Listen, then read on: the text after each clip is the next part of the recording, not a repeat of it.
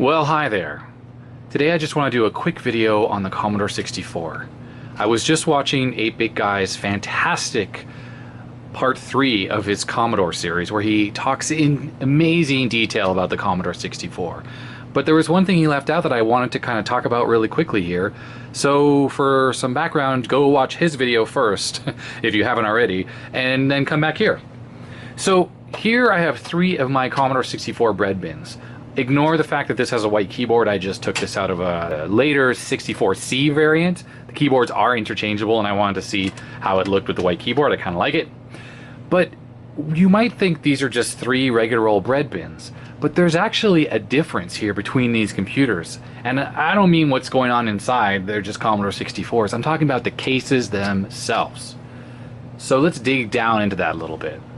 So with these 2 computers lined up right next to each other, and I have them butted up against each other, there's a bit of a difference here in the height. And check this out, there's actually quite a significant height difference between these 2 machines.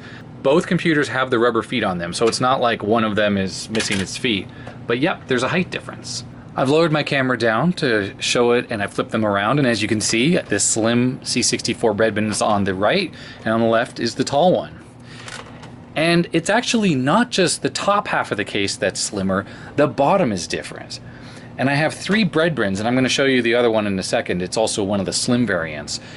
But one of the things that's interesting is the top and bottom halves, they're not interchangeable. So I can't take the slim top from this and connect it to the thicker bottom here.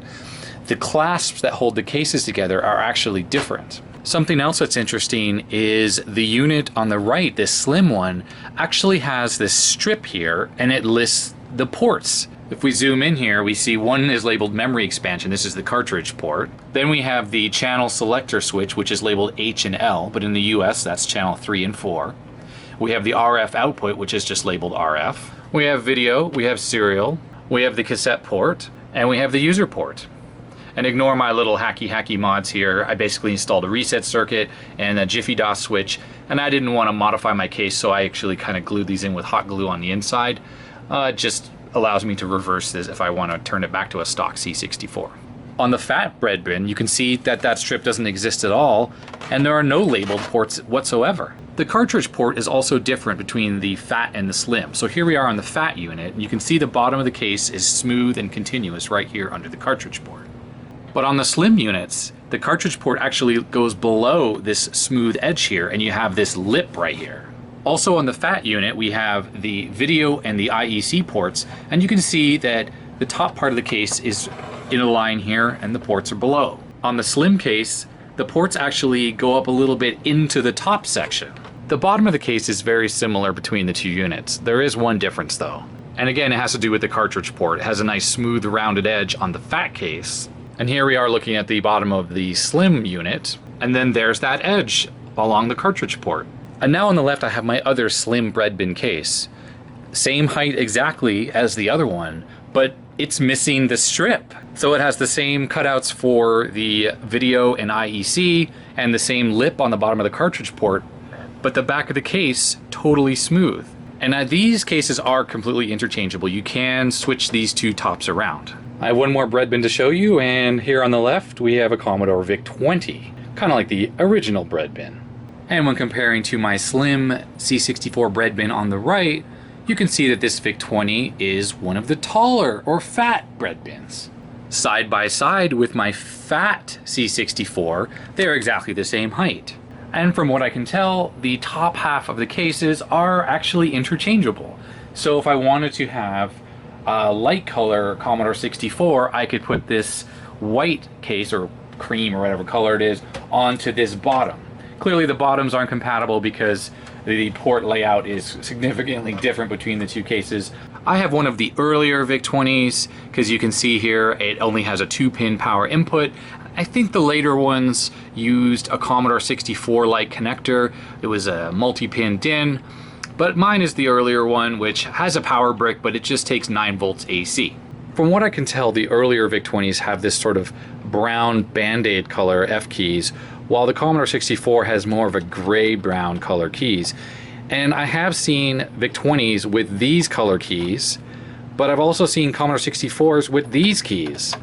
So it might be that the very early Commodore 64s were using the same keyboard exactly as the VIC-20, and that the later ones were using the Commodore 64 keyboard. They are completely interchangeable between the two units. So I think I've arranged my Breadbins in chronological order from oldest to newest.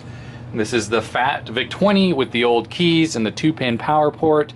Then we have a fat Commodore 64. The keyboard that originally was in this had the newer style keys. Then we have one of the slim Commodore 64s, but it's missing the user or the port labels on the back. And then we have my most recent one, from what I understand, which has the labels on the back, and it is the slim case. It also has a later revision motherboard. Just right now, I noticed something else about the cases that kind of leads me to believe that the VIC-20 case and the fat 64 case are the same mold. And if we look here at the vents, they start here after the label. 1, 2, 3, 4 on the other side of the power light. And this is the fat 64. And you can see there, there, there, and there. So all four sort of the same width. But when we go over to the slim cases, there's no vent there. In fact, you have to go at a very extreme angle, but you can see that there is a vent. There is not one there. So it's there and right here, and that's it. There's no vent there. So there's just two vents, one here and here. It's a bit hard to see. In my other slim case, same thing, here and here, but not there and not there.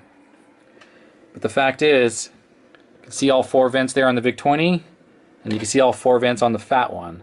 And by the way, I'm kind of in love with the Commodore 64 right now. So yes, I also have a C version. And the white keyboard here came from this one, and I swapped them out. And I actually love the way the C looks with the brown keyboard. I think it's very cool. It's nice and slim. Doesn't take up as much desk space. So I think that's a pretty cool mod. And of course, this one looks like the Aldi C64 sold in Germany.